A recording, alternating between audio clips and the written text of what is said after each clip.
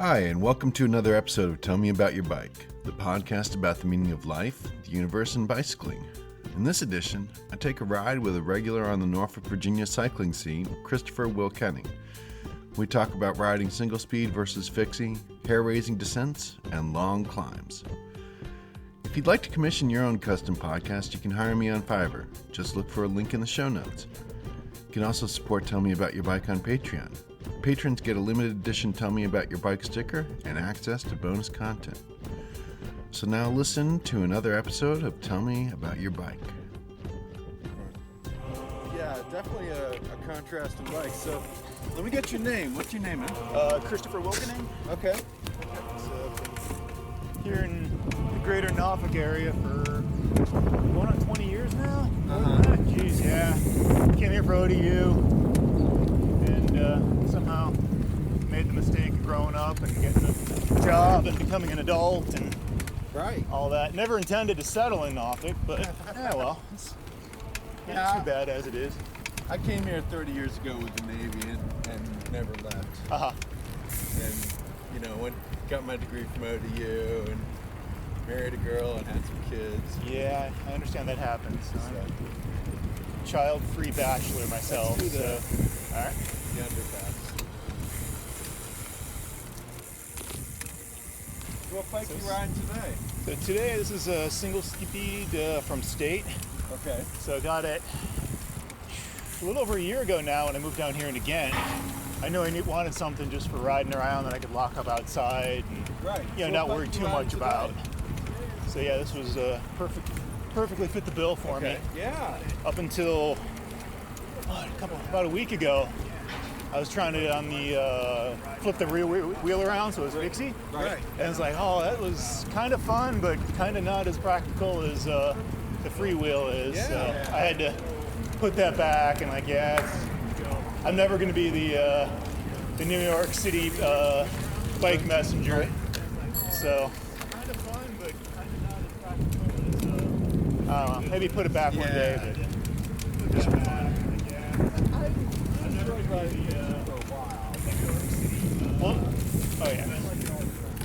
Well, what I disliked kind of was I had to wear the clipless pedals to feel like I had my feet locked on.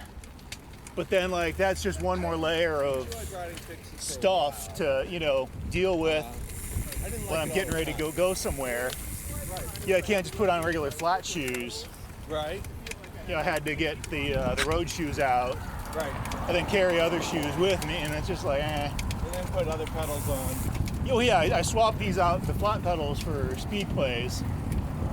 They're great. I've done road plenty with speed play, love them, but it's one thing when you're going out for a road ride, and you don't expect to be in the restaurant or whatever, or wherever you have to carry your shoes along. So I put this back to the single speed or the free wheel.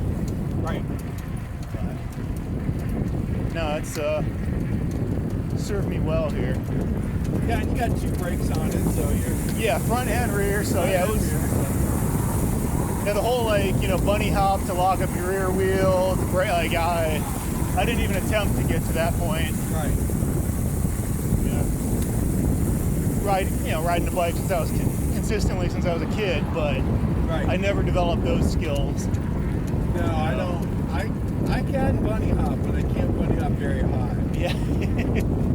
Well, with the clipless, I can pull the bike up and, get it, but I suppose I could have gotten different shoes, like mountain biking shoes, to be able to walk in those, but, who wants to spend all that money for that? So. Yeah, if you aren't using it all the time, it's not really worth it. Yeah, well, this is my main transportation around Ghent and downtown. Good times, I'm only driving my car, weekly, maybe every other week. Right. So those, this is what I'm taking if I need to go somewhere, anywhere around Ghent or downtown. It's just so much more convenient to ride the bike. So. And now there's plenty of places to lock up around town. Oh yeah.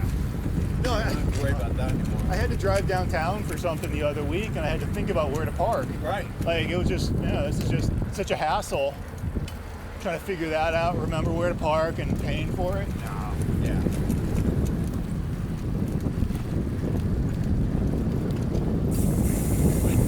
Okay. Car right.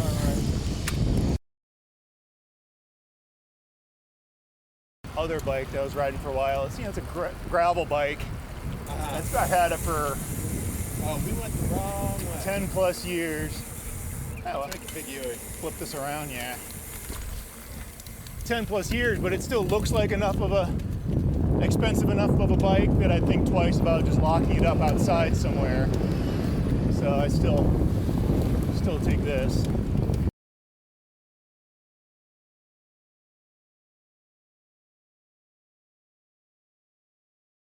That was interesting. Yeah.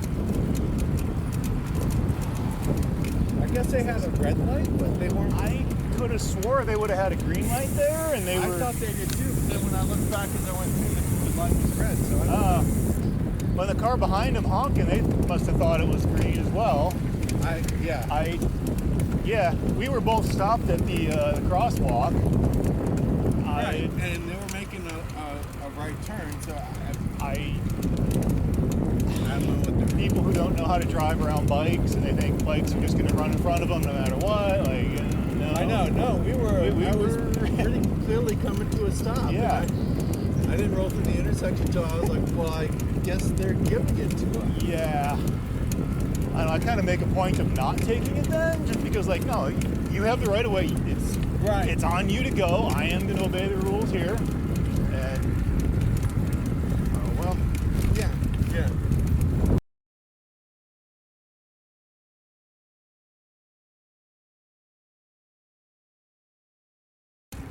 So how many bikes do you own right now? I've got 3 bikes.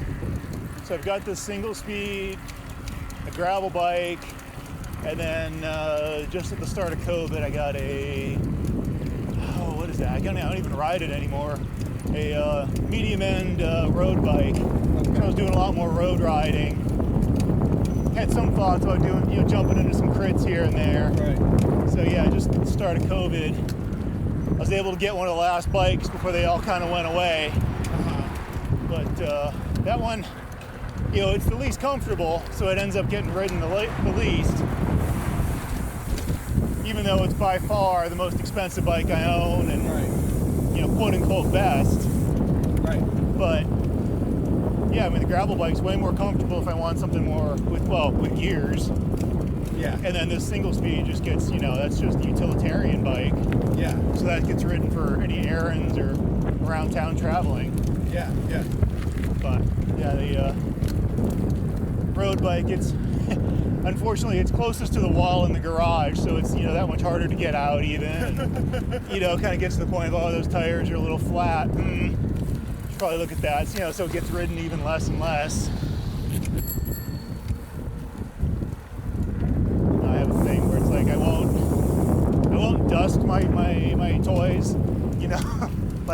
A bike should get cleaned or be dust free from being ridden. Right. You shouldn't just wipe it down to keep it clean, because use it, just play with your toys. Now at this point, there's probably no point in selling it. I'm sure the resale is nothing. Yeah. So we'll just keep it in the garage. Makes sense. Heads up.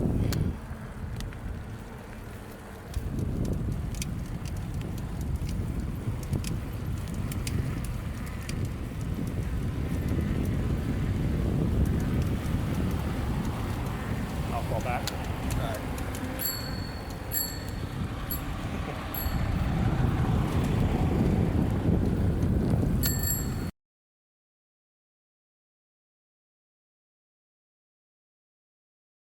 Tell me about riding hills. Riding hills? Well, I went to San Jose State back in the 2000s and Silicon Valley. So to be called a valley, you have to have hills. So pretty much all my riding then was road bike, a little kind of racing here and there, but mainly I'd go out from downtown, base of the hills, go right straight up a hill, Right. get my workout in, turn around, come barreling down the hill. The other side, side of it are two big loops all around down there, and there's this one climb going up to Mount Hamilton, an observatory they built east of San Jose. It's a good. I think the Strava times are just over an hour base to the finish, and I could do it hour and a half, something like that, 2 hours. Right. Feeling good, and it's it's a fairly flat grade, but it's just a consistent 3% all the way, or okay. something like that. But then there's some spurs off of that just get as steep as you've ever seen on asphalt. Right.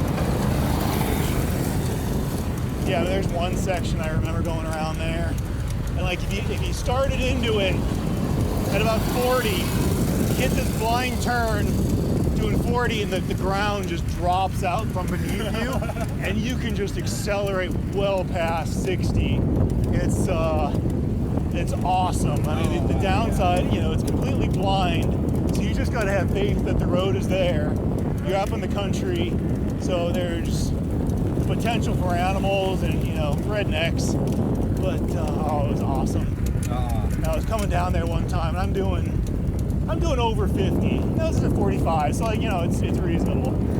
And this family of pigs just shoots out across the road, and I came within 10 feet of hitting Mama Pig, doing 55 mile an hour, and I could just here I am, an engineering student in San Jose, Silicon Valley. I'm about to get killed by a wild boar. Right. Of all the stupid things to connect together, that's got to be up there. Yeah, fortunately I missed her, and there's no way she was gonna catch me.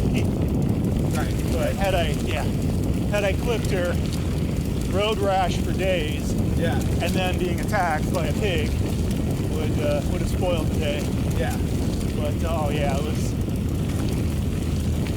a lot of the riding around San Jose is mixed. So it's basically you go to the hills, go ride in the hills, and you ride back home through the suburbia and what have you. Right. It's on the plus side, 20, 30-minute ride, you can get out into passable country. Right. It feels like country. There's houses and what have you, but it's not it's not built up. It's not Norfolk built up. Right.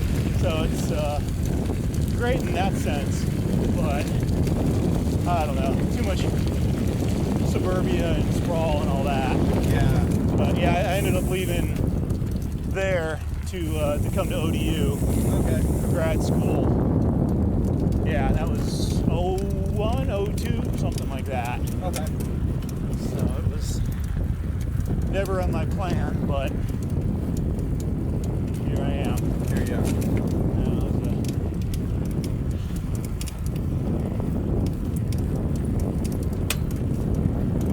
I've gone back. I've been riding here, in Norfolk ever since.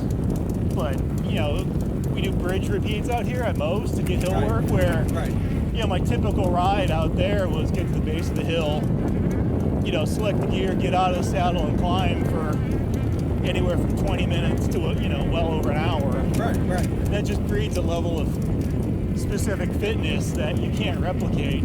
It would be hard to replicate without that. So I've gone back a few times, ridden around in the hills in California. And it's awesome, but I just don't have the fitness. Never mind, I was 20 years old and riding 200 miles a week. At some point, all right, that's not going to happen anymore. All right, I'll take the lead to the underpass. All right.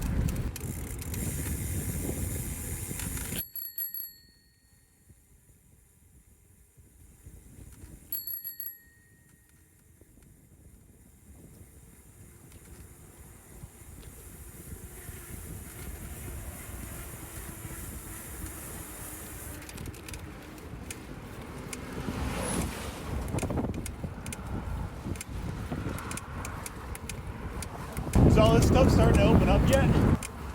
Is this starting to open up yet? Yeah, it is. Oh, cool. Yeah, let's roll through it. They had a bike swap at it during May, I believe. Okay. At least there was talk about it. I was gone the weekend it happened, so I don't know. But apparently they had it in this open common area. Oh, sweet. Yeah, I guess I gotta find them on Instagram or something to know what's going on around here. Social Cycling Norfolk is the best place to keep tabs on it. Bike Norfolk has info on it too, but I think but I mean this whole area, or this redevelopment as a whole, figure out what's going on here. Yeah. I mean, I live in Ghent, so I mean I can come over here easy enough. Right. Alright, hopefully the wind isn't too bad. But that's going to have an impact on the audio quality. There aren't like filters for that, or is it not great? It's really hard. You can put cat ears on, the mufflers, and they help. The biggest help is going to be the fact that the microphone is on the bottom of the body where it's shielded. Okay, but there isn't like software you can clean it up with? Not really, because you're removing sound and that never sounds good. Okay. There's some things you can do, but it doesn't replace quality recording in the first place. Oh yeah.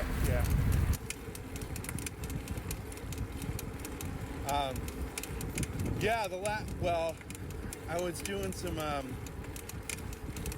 when I went up to Vermont and saw my parents during Easter break with the kids.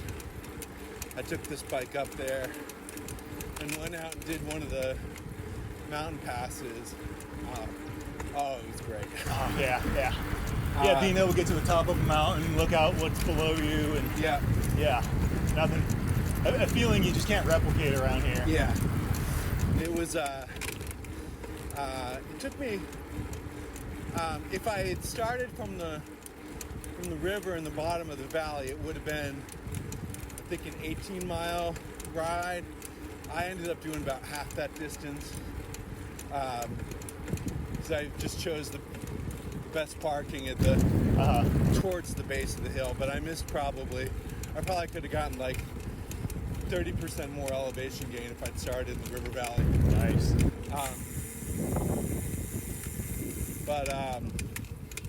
The top was with switchbacks and like an 11% grade. Jeez. Yeah. And it was ridiculously steep. God, I haven't seen switchbacks on a bike in I don't know how long. I mean, the idea. Yeah. So that was a joy, and now my girlfriend's moved to Charleston, West Virginia, so I've been checking that out, and there's some pretty good mountain biking. There's a park with about 42 miles of mountain bike trails. That's nice. About 15 minutes out of town. Let's get back on the trail. Yeah, I mean, I love Norfolk in a lot of ways, but we don't have as many parks. I know. Or pseudo nature as I might. I came down here from Hampton. I was living up there for 5-6 years. Moved back down here Right. a little over a year ago, and the one thing you can definitely say about the peninsula is they have some pretty good parks up there. Yeah. There's not necessarily much else going on there, but you can get to a park fairly quick and easy. Yeah. So, which. I don't know, speaking of which, we're almost at the Lambert's Point golf course. I know. So, I mean, I haven't heard the latest plans on that, but hopefully it'll be somewhat nature area-ish. I know is that it's going to be green space. Okay. And they've officially said bicycles are welcome, and great. so we can take a lap around there. Yeah. Yeah, I know. I've come out here, just done a hot lap or two on there. Yeah. Single speed, some of those hills are a little questionable, but yeah. And then you got to deal with the off-sloped turns with sand in them, but yeah, it's all fun. It's good mountain bike training. Yeah. I mean, hell, it's Tuesday afternoon and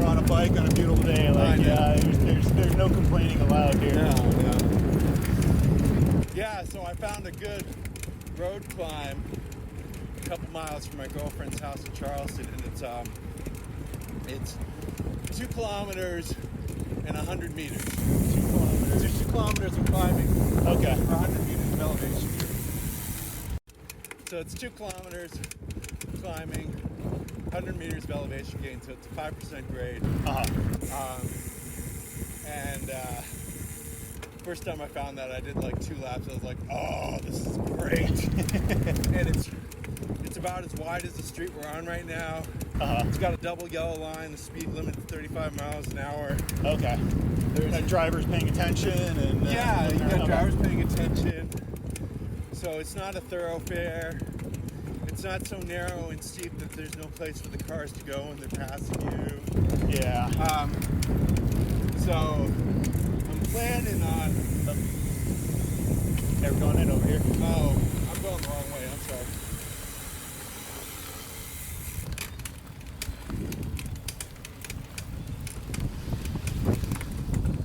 So I'm planning on doing an Everest on it. Oh, sweet. I've done one before in Alaska. What was your time? Oh, it was like 30 hours. That's it was ridiculous. Hard. Yeah, I know. I was really into. Was it his name? Phil Guyman, I think. Yeah. LA guy who was doing Everesting for, basically all of COVID lockdown. Yeah. No, I'm not that into it, but well, I mean, he is a semi-retired pro. Right.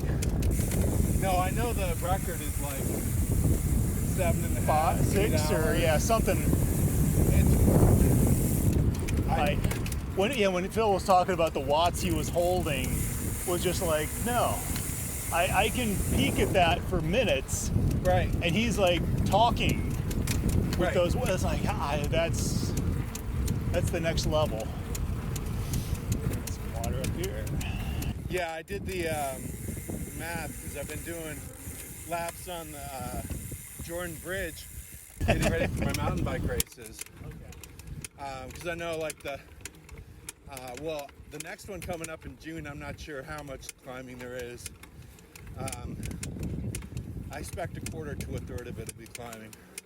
Okay. I expect there's going to be a fair amount of flat, but I'm not sure. But then the one at the end of July is the Wilderness 101 in Pennsylvania, and that's 101 miles and 9,000 feet, I think, climbing.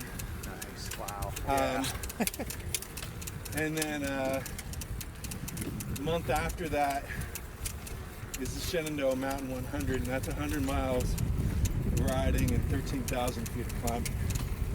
Now, I've done that one before. I did that like 16 years ago.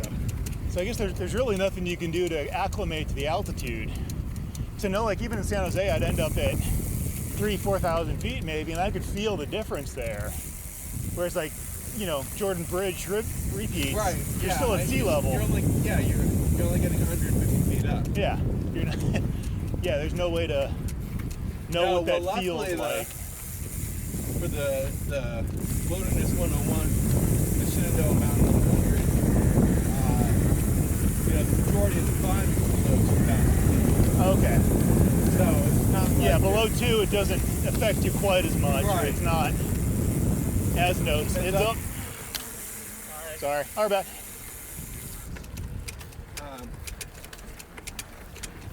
Yeah, I guess we shouldn't have been riding too abreast into it. Well, I mean, who else would be out here on a Tuesday afternoon? It's cheating with the gears. I got a lot of them. Whew.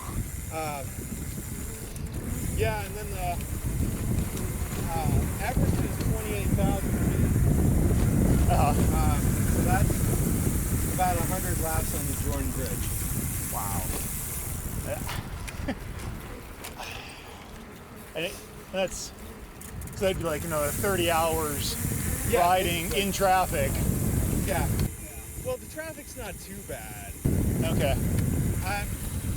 If you need to, you can always hop on the sidewalk. Yeah, I think I have to walk this. Okay. Yeah, the traffic's not too bad. I actually find I've been trying both things, and I'm finding that I'm preferring riding on the shoulder than riding on the Sidewalk. walkway, Okay. because it's much wider. It's like 10 feet wide as opposed to 6 feet, and I don't have to worry about passing people at high speeds. Yeah. With concrete barriers on either side, and I don't have to worry about pedestrians getting freaked out that I'm passing them. I know, but just being able to be mentally alert enough after 30 hours, right, to trust yourself to ride. Yeah, well, the last time I did it in Alaska, I was about at around hour 20 at 3 a.m. and I was hallucinating that there were porcupines walking at the same speed as I was up the hill. Awesome. And that's when I decided that it was time to take a break Yeah. and sleep. Hallucinations might do that, yeah. So I'm planning on staging my car at the foot of the Jordan Bridge. Smart. And then keeping my water and food in there. And if I need to, I can sleep in the car. Okay, have it set up for that. Yeah. Then you just crash in the car at the end of it as well, or? Well, I mean, I live like 3 miles from the bridge. Oh, okay. So I'll just drive home. Gotcha. But yeah, I want to get an Everest done on the Jordan Bridge before September, because then I know if I can ride for 30 hours and 28,000 feet of climbing, then 14 hours and 13,000 feet of climbing is going to be nothing. Yeah. And I'll be able to breeze through the Shenandoah Mountain 100. Mentally, have you ever gotten, what do you do for that whole, like, I know when I've done distance work, like that first hour, you get into it and you're like, okay, I've ridden for an hour. Yeah. I got 6 more hours on this ride. And like, how do you like get that in, like, how do you talk yourself into keep going, or just like that level of like, Yeah, oh, this no, sucks. I know that. There's that stopping point where you're like, shit, I'm only done 10 out of 100 miles. Yeah, exactly. Like, I'm feeling tired after 20 miles and I got another 100 to go. Or it's 60 and I've got 40 to go. Yeah. Yeah, what I'll do is, assuming I'm riding solo, I'll set myself a break. Okay. I'll be like, okay, let's ride another mile over this hill to the parking lot. Have a water break, have a food break. You know, maybe even stretch if it's called for. And then get back in the saddle, and I'll really focus on just the next 100 feet, or I'll be like, okay, let's just worry about getting to the next lamppost. Let's just worry about getting to the next signpost. Okay. And just break it down into that. So it's like I would try to just like get myself to just zone out and forget about time passing, and then you know, soon enough an hour's gone by, and okay, I'm far enough into this and far enough from home that all right, I'm gonna actually do this. Yeah, I remember when I was doing laps on the Jordan Bridge last week, I was going for 5 laps and I'd finished 2 and I was like, oh, I want to quit. No. Well, that's the thing is you gotta do those out and back rides, so there's no way to bail. So yeah, it's about a 4-mile ride from my house to the Jordan Bridge. Yeah, it's too close to home. It's too easy to quit. Yeah. So yesterday I did 7 laps on the bridge. And then like I think 30 laps is the next race, the next big race. Car left. Stopping. Yeah. What? watch. She's gonna stop. Let's take a look. All right. So the farthest I've ever ridden on a bike was probably just under 200 miles. Okay. And that was in San Jose. It was supposed to be 150 miles or so, but I got lost. Oh, no. And this is, pre-smartphone, pre-GPS maps. Right. I basically had a vague idea where I was going. Yeah, so this was 12 hours or something like that. I don't even know. But yeah, it started off going over going up to the observatory. So it starts off with a 3,000 foot climb or whatever. Right. And then it's just up and down for the entire thing. So that's better part of 200 miles of mountains. So no clue what my elevation gain would have been on that. Right. I was about as physically tired as I've ever been after that. Yeah. And poor thing is ended up meeting up with a random guy before doing the ride. I'm like, oh yeah, I'm gonna go out this, and he was a competitive cyclist. Like, I forget his cat rating, but he was fit. He was fitter than I was. So like, and I told him like, all right, I'm 150 miles, gonna go do some Sears Hills. Like, oh, okay, cool, let's do it. And we got so lost. But it was good riding. And I still remember like getting back into my dorm, and like all the food I had there was like an apple and a banana. Ate that and then just like slept for like days. It was ridiculous. Yeah, I think I had like 2 power bars and 4 bottles of water for the whole ride. Like, this is not nothing about that ride was planned or strategized. It was just kind of I'm not doing anything Saturday. I don't have any homework. Let's just go out and ride. Let's go out and run a long distance. Yeah.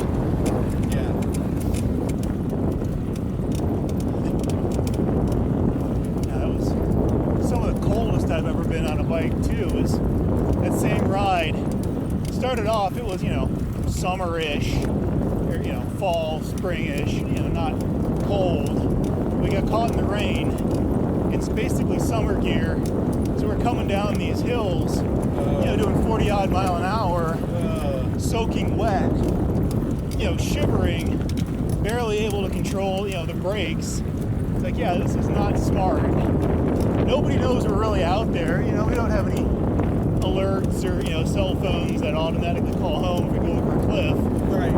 There's any number of places I could have gone off a cliff there and not been found for months. Right. No one have any clue what happened to me other than, apparently I went for a bike ride and never came home. Yeah. Yeah, the longest ride, well, I've done a couple of big self-supported tours, like multi-day kind of thing? Yeah, like weeks long and oh wow, thousands of miles.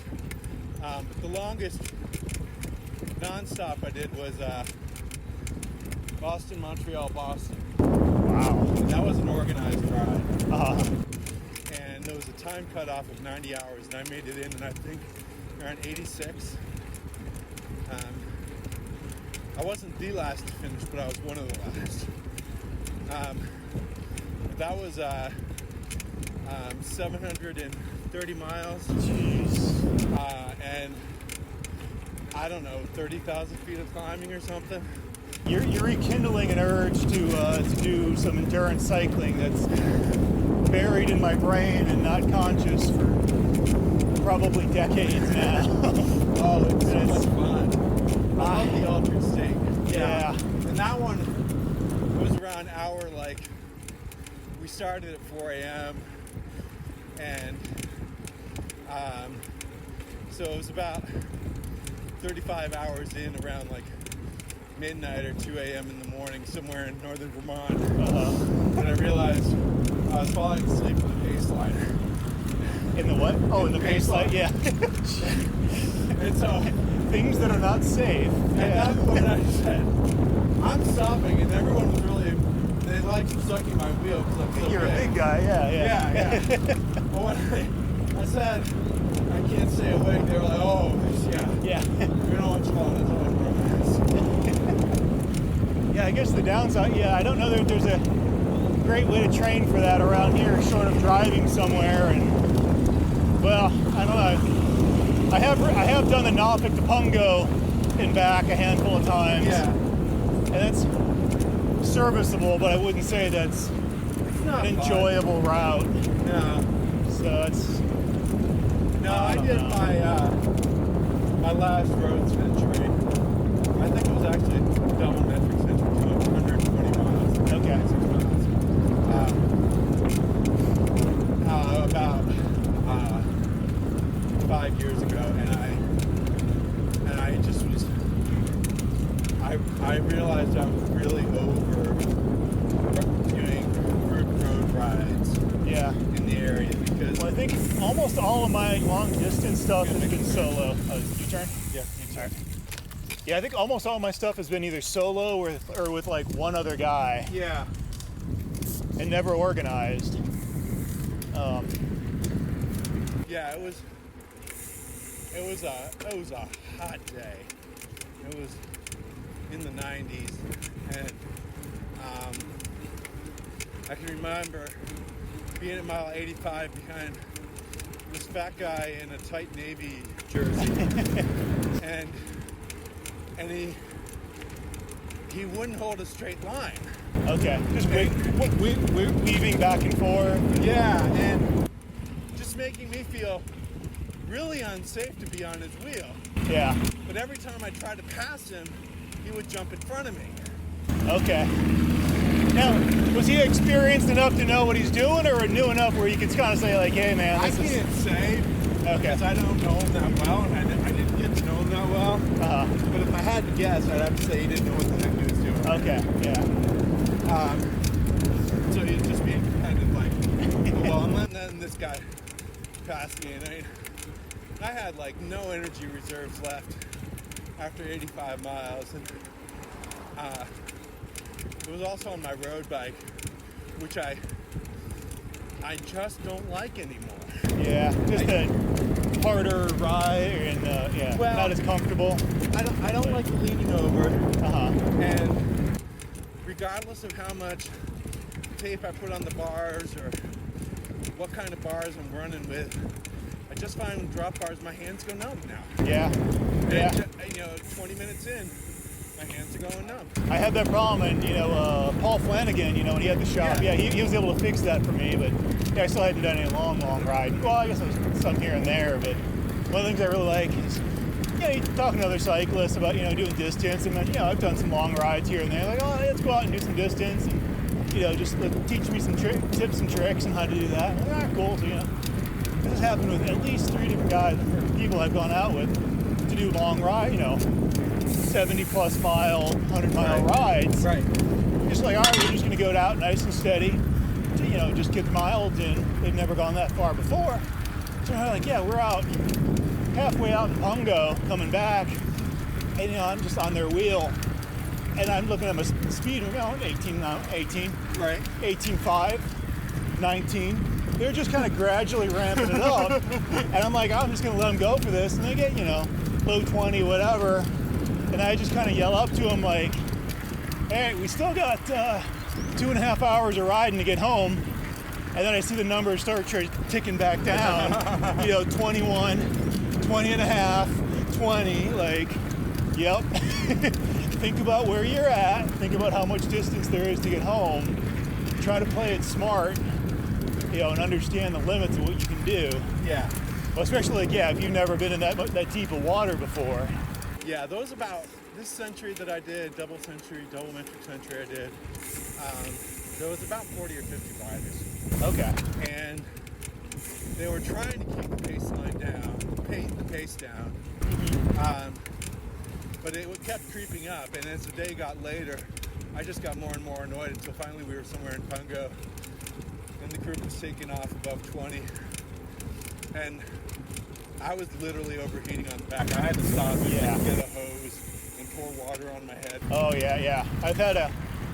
On the bike, I've had a few close calls with overheating, and then, in CrossFit, I had a really bad injury, like ambulance to the hospital, bad overheating. So it's some ways, it's good. Like I know the symptoms to look out for. I understand what it feels like, so I can be that much more proactive if I start feeling it coming on. Yeah.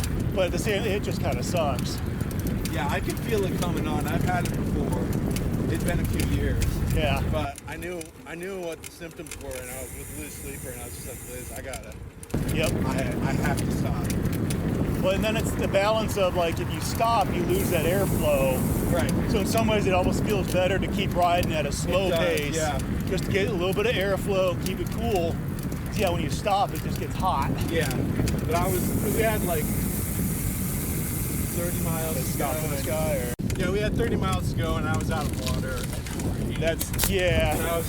I just like, Stop, get some water. Otherwise, we're calling the ambulance. Yeah. We did volunteer rescue squad.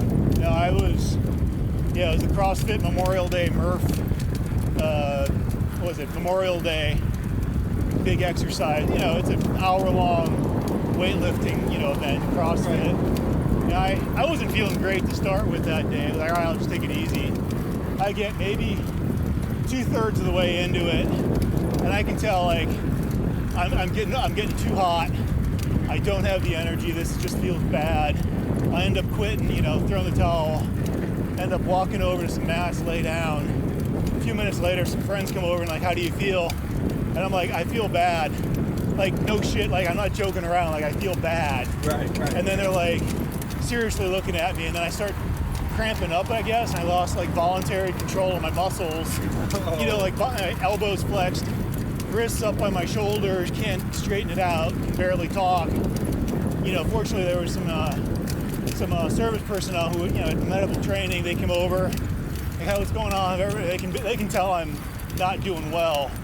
Then they ask like, do you have any allergies? Do you want us to call the ambulance? No and yes.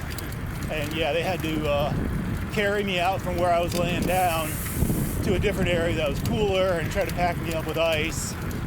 And then the ambulance took forever and a half, but I was not 100% conscious, so I'm not sure how long it took. Right. But then we got the ambulance, and they gave me, I think, 3 or 4 bags of fluid, and that got me going. That worked. But yeah, it was 6 months to recover. I mean, it was better part of a year before I was like, okay, I can actually push myself, because I just couldn't do high intensity. Right. It was like weeks later after that, I'm trying to do an easy little CrossFit workout, and I have no energy. And I wasn't Rich Froning or anything like that beforehand, but I could at least hang with most of the guys. Like, nope, not even close. Wow. And the suck is, it's one of those invisible injuries, so no one sees it. They don't see how injured you are. They know I went, left in an ambulance and what have you, but it's not like a broken leg, like, all right, it's gonna take a while to get back. Yeah. No, what do you mean? You take a couple days off, you're fine. Like, no. I can't do this. Yeah. But, it's good to know those symptoms and be able to recognize it ahead of time.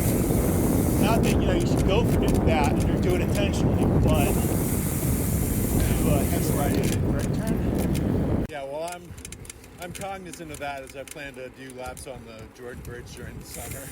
Yeah. And luckily, it's a good bridge to pass out on because there's a lot of traffic. Someone's gonna see you. Hopefully it'll stop. Hopefully. Although, yeah, I don't know. You never want, you don't know someone's going to actually care enough to stop and look into you. But no, I would, if I started feeling dizzy or was cramping up, that's when I would stop on one side of the bridge or the other and take a break and maybe pack it up and call it quits and drive home. Get a cold shower. Yeah, get in the car and crank the air as much as possible. Yeah. Yeah, I went through, yesterday I rode about 3 hours, 7 laps on the bridge plus 10 miles going back and forth, so 25 miles. And I went through 3.5 liters of water.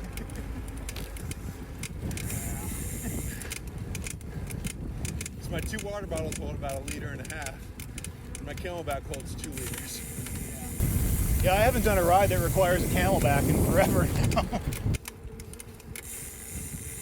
Well, I freeze mine a half full. Oh, that's smart, yeah. And then I put it on and I end up with just a cold pack on my back. Yeah, okay. So it takes about an hour and a half for it to thaw. Okay. Yeah, I keep the bladders in the freezer, but I never thought to like partially fill them beforehand. Yeah. And then freeze that. Yeah, the only thing you gotta make sure is that the female fitting for the hose is clear of ice. Okay. So because that could block everything. right. Or expand. So you won't even be able to get you won't even be able to insert the male into the hose. Small. So yeah, just a minute under the hot water tap. Free that out. Yeah. You eaten at this place yet? No. They're Brewery good or- tacos. Well, Okay. the brewery's good. That's where we have our Tuesday night bluegrass jams. Okay, nice. But then the taco place, Sanctuary Tacos, next to it. Yes, I want to come up here and support this area and get this. Yeah, and they've got good bike racks too. Yeah. Well, see, that's my air quotes problem is I live in Kent, right by Kogan's. So like I don't need to like even ride my bike to get good food or go anywhere. Right. It's all right there, and I was very deliberate about moving there. So. Right.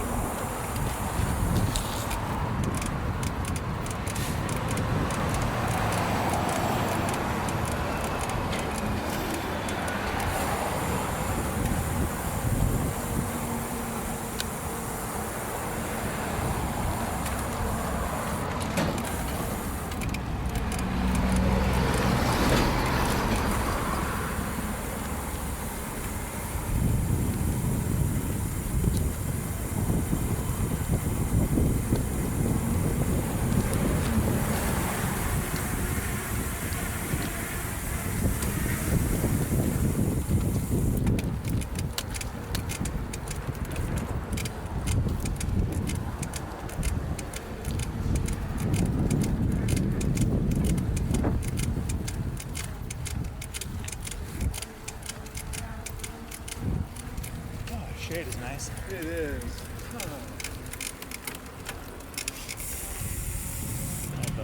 I've been getting into rowing more and more, and great sport, but the downside is you're out on the water in full-on sun, Right. so you're getting that plus the heat. And I don't know, that's part of the reason they all go out so damn early. But it's How something. early are you going out on road? Well, because I'm currently unemployed, most of my rows start about 8 a.m. And that's comfortably after everybody else has already gotten back. We have a few guys, they're on the water by 5 in the morning, and it's like, no thank you. I'm sure the water's great and it's cooler out, but I don't want to be going to bed at 8 p.m. or something like that. Right. So,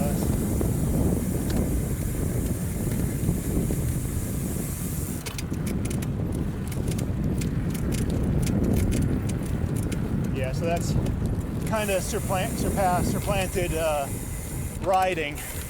So you can do anything you want, you just can't do everything you want. Yeah. Well, let's make a U and go down the trail. I'm sorry. All right, cool.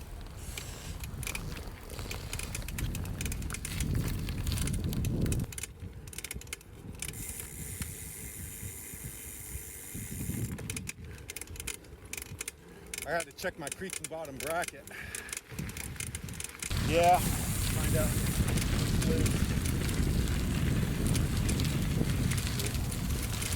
Yeah, it does sound like the bottom bracket. Yeah.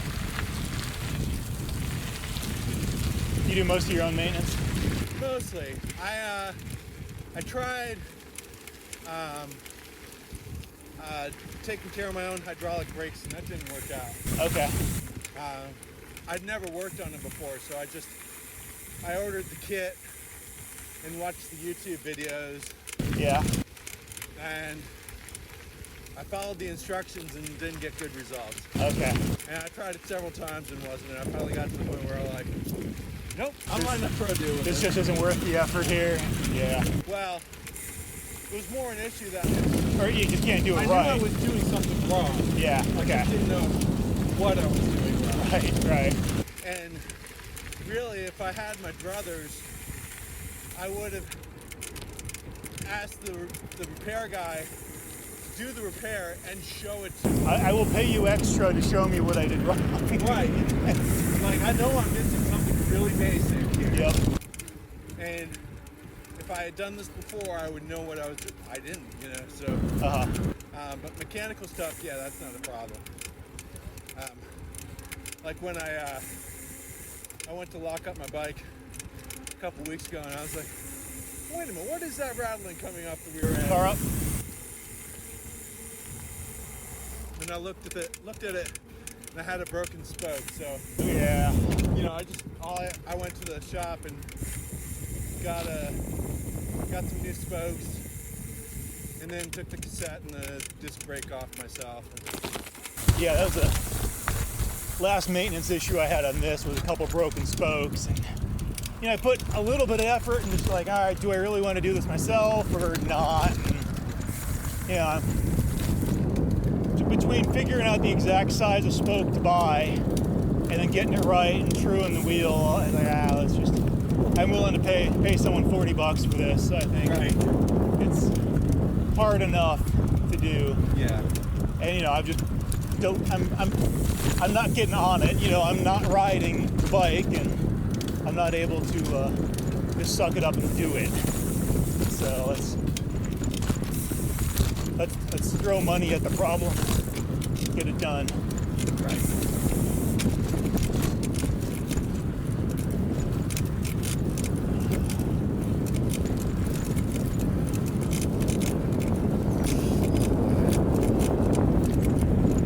Yeah, I'm building up my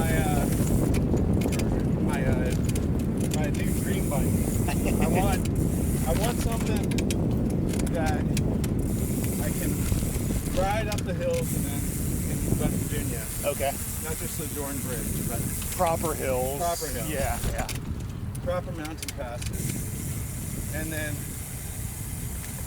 descend fast enough that I can set the king of the mountain on Strava. Just to be able to come down fast. Right. Yeah.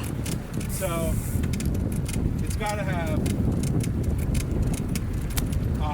some fairly small and fairly large gears on it. Yeah. Like yeah. I want like a triple in the front. Yep. Yeah, when I moved here, like people didn't really understand what triples were. I was like, wait a second. Yeah, and so I've been scoping out triples and like emailing Velo Orange and asking them, do you sell a bigger chain ring? Because it's only a 48 and I'm really looking for a 54.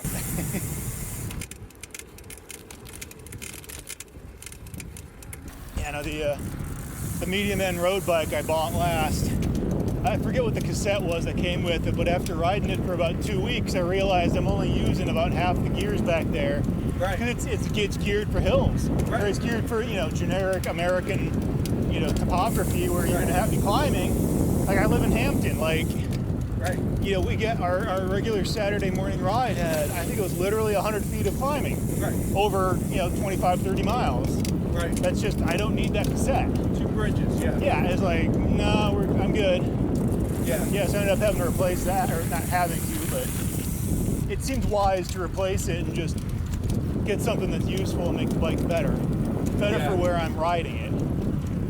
I ended up looking at new old stock on eBay Okay. and found some triples that were going up to like a 52. So it was like a 52-40-34. Now, do you have to worry about what chain you're running to make sure that doesn't break? Yeah, well, you have to worry about what chain you're running to make sure it's compatible with what the cassette that you got in the back. Right. Yeah. But you being a bigger rider, is there special classes of chain that? Well, yeah, being a bigger rider and also wanting to go hills. Like the 175 millimeter crank. Yeah. Heads up. Heads up. Oh, sorry.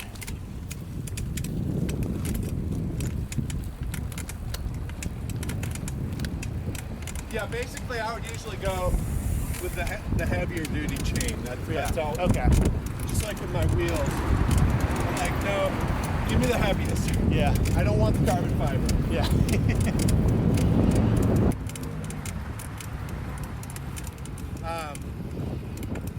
Yeah, I think I was specing I was looking at an 1144 or 1146 10-speed cassette. Okay. But I think going up to the 50, 52, 54, you said? Yeah, 54 by 10. Yeah. Because I want something that doesn't spin out until I'm hitting like 40, 45 miles an hour. Yeah, exactly. Yeah. And I'm thinking of putting one of those 1980s disc wheel covers on it. Oh, okay, just for class, or? Well, no, just for the aerodynamic gain on the rear wheel. I've never ridden a disc, but I'm told crosswinds aren't pleasant with them. No, they aren't. I've had a disc when I back in the 90s. I put one on my road bike. Well, then hills, you got to remember that's weight. Yeah, but you are totally right. It is. It's rotating weight. Not that you're doing sprints or anything like that with it, but yeah, it's like another half pound. So yeah. All right. It is. But at the same time, an empty water bottle weighs what? So it's just right. At some point, you just got to go with it. Probably weighs about as much as a full water bottle. Yeah. Well, and then it's like if you really cared about weight, you'd be skipping dessert and cutting back on a slice of pizza. And get down to 220. Yeah, there's some low-hanging fruit on myself as well. So. Yeah. Big mustache bars, and then a set of arrow bars on it. It does feel good though. The wind does feel good. I don't know how it's going to sound. I'm afraid to listen to the audio when I get back. Yeah, so I was looking at a Sorley disc trucker for the frame. Okay. They sell one in a 64 centimeter. So that'll be big enough for me. Gotcha. Yeah, check my old road bike. I was like, let me see. How big is that old bike that I love so much? 64 centimeters.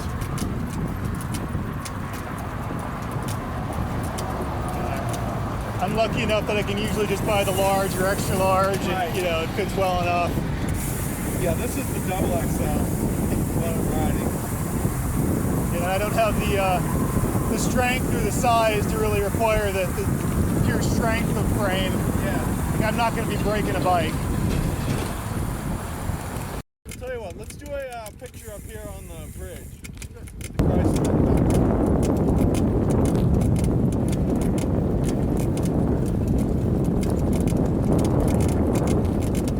I wish they would make this kind of ramp thing a little bit more gentle and extend it. It would just make coming from here to there that much easier.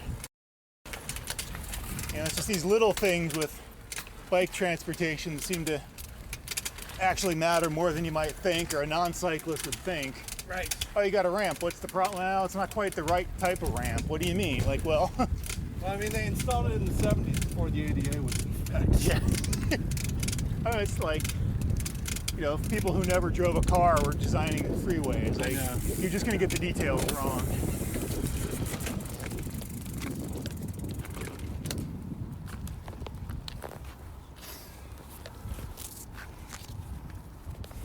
All right. I'll get you to come over here. Turn your bike around. Have your bike in front. Okay.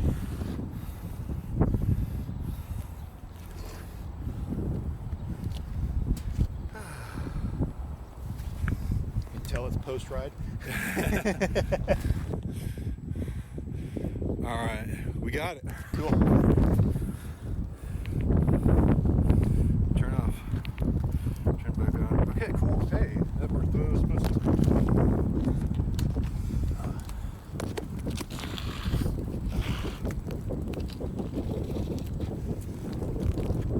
Yeah, I'm really kind of excited about those condos going in over there. Yeah. I'm not going to live there, but I want more people living around here to get more amenities, that many more restaurants, and that much more going on there. Because that whole neon district getting from Ghent to downtown, is just a little bit of a asphalt parking lot for just far enough to be like, I don't really want to be there. or it's just not a pleasant place to be. Yeah. So if we can get more stuff in there, all the better. And maybe, you know, someday they'll make it so it doesn't flood there. That would require dikes and seawalls. Yeah. Things that we're not willing to invest in. Communism. I like my socialized roads. Yeah. Well, no. It's not communism if it's for cars. So